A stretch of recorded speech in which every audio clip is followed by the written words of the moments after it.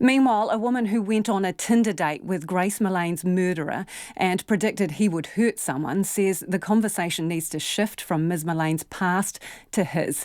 She says he flipped when she refused to take him home with her after their date in late 2017.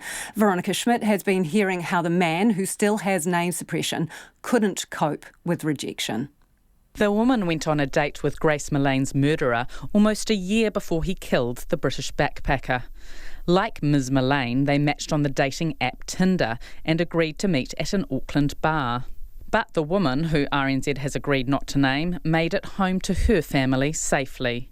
She was, however, shaken after the man followed her into a car park when she told him she was going home. When I was leaving, he was like, "Am I not getting a kiss from you?" and then try to get a forcibly kiss, which I ended up giving into. He then asked her to take him home, and that's when she says he flipped. It got into a heated argument between the two of us, and me telling him that he's not listening to me, and getting to the point that we're kind of just going, "You're not effing listening to me. You're not coming home to my place." And then he's going, "You're not effing listening to me. I've got every right to come back to your place, and you need to be taking me home with you."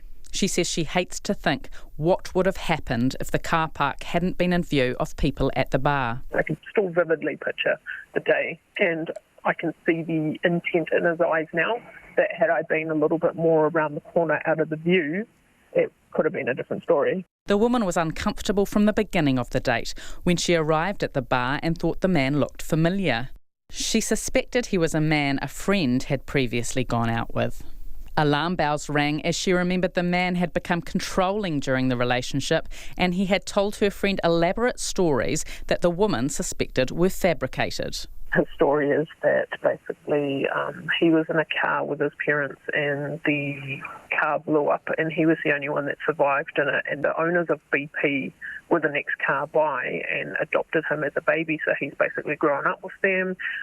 So to me, that's quite an elaborate story. It's just my brain naturally to go, hang on a second, that's not right. During the date, he told the woman he was friends with international stars like Gwyneth Paltrow and local celebrities, including a radio personality.